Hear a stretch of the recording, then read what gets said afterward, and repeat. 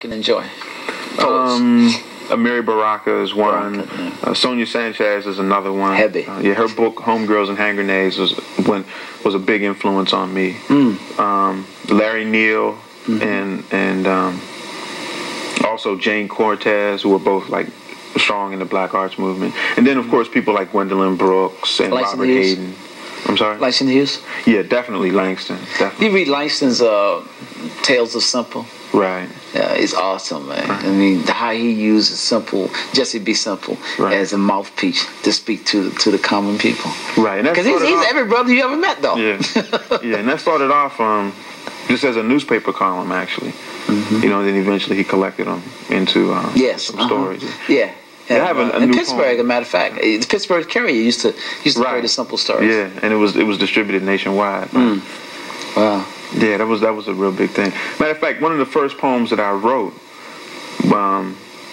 the first poem that I wrote actually as an adult was a tribute to Langston. Oh. And it was a real short poem. And Do you remember it? It goes, Langston painted pictures. Langston painted pictures of what? Langston painted pictures of what it's like. Langston painted pictures of what it's like to be a green apple.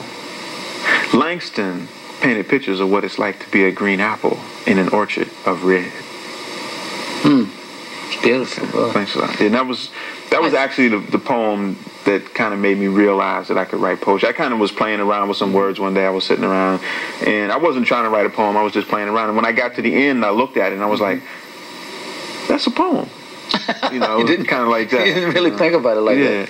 Yeah. So how did poetry come for you? Does it come very easy, or do you write in seclusion, or you write on the bus, in the park? Where you write? I write anywhere. You know, I always have a pen and I always have a notebook with me. I prefer to write like in a quiet place, you know, where I can like cool out. Library. Or like in my room, laying on the floor. But I tend to write anywhere. Like a poem that I wrote the other day, I was walking down 7th Street. I got to like 7th and R, and a line came to me, and I was just thinking about that line, then another one, and another one, and another one. And by the time I got like to O Street, the poem started coming out. So I just stopped, and I got a notebook, and I just sat down right on the side of the street, and I just wrote out the poem real quick. Wow. I don't know. It's just so beautiful how, because so many different poets, you know, that we have on Color Me Poetry here. There's so many different styles of writing. You know, there's millions of different styles that people write, and the way poetry comes to people, to me, is always a very interesting way. Yeah. Because I've met people say, "Well, I write on the bus," you know. Right. I write in the park, you know. Right. I write while I'm driving, you know. I write in the shower, you know. So for a poem for you, does it start with the title first, or does the poem just comes and you give it a title? How does it work? A lot of times, most of my poems either come from titles or concepts. When I first started writing, as a matter of fact, I wouldn't write a poem until I had the title. That's how it works. Right. But I've since tried to not to be so restrictive. You know, however, at this point, however the poem comes to me, that's how I'm going to take it. Okay. You know, I have a couple of poems that I've written that I still don't have a title for. Yeah. And some poems, like I have this poem, The Poetics of Refutation, which I had the poem for like a month or so until I actually found the title. You know, sometimes, So I usually try to have a concept.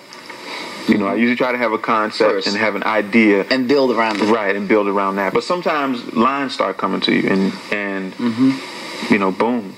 Sometimes I may have titles for years before the body of the poem ever come. And then, bam, one night, one day, one moment, it comes. I mean, it's like you don't know when it's going to come. Right. I just know, I often hear Dr. Francis Walter say, it's like, you know, you put something in the computer and sooner or later you get a printout. That's how it is with ideas, you know. It's like a computer. Right. You know, you put in your data and you're going to get a printout. I don't know when. I don't know when it might come. Sometimes ideas just like seeds that you plant, like a farmer planting seeds. Right. And some seeds come up, some don't. But something going to come up. Right. You know, and all you can do, and I don't really force ideas. I just kind of like the farmer, he plants the seeds and wait for the sunshine and the rain and sit back up on the porch. And between the sunshine and rain and the creator, crop comes forth, you know. And poetry is kind of like that for me, you know. Ideas come all kinds of ways, but usually most of the time from the titles first. So I guess what we're talking about is tailor-made poetry. Right. Generally, I start with a title, and sometimes I carry a title around for a long time. I had one title I carried around for about 8 years. I wasn't even a poet. I didn't even know it was going to be a poem. I just had this idea, and I had the title, and eventually the poem came to me. As a matter of fact, that poem is included in the Washington Post article, right? It was written by Kenneth Carroll. And it's very, very well done also. The Washington Post article came out in June? It came July 31st. And that did a lot of things for you. Definitely. Because of that, I was able to perform on the Today Show. And that has definitely opened up. And what was that like, performing on Today Show? Oh, it was an awesome experience. They treated me very well. I learned some things, though, because if you can't control like the context that your poems are shown in, then that can affect how they're perceived. Yes. Like they edited some of my poems, and they actually only used 30 seconds out of one poem. I think they read the article and they had one kind of an idea, and then when I showed up and actually started performing, it was something a little different. They do that. Something a little different. You may mean it for good, but they may mean it for something else. Right. You know. But it was an interesting experience. It was good for me to have that opportunity to deal with like the whole network and corporate kind of mentality, right? To understand what it's like. So the next time I go in, you know, I know what kind of things to look out for. But yeah, that was a lot of fun. The only thing I can think of that was more fun than that was a television commercial I did for Up Against the Wall. Ah, that was beautiful. Was really a lot of fun. Yeah. Now, before we go, because we're going to do a second part to the show, I want you to give maybe a phone number, address, P.O. Box, because you do a lot of speaking with kids.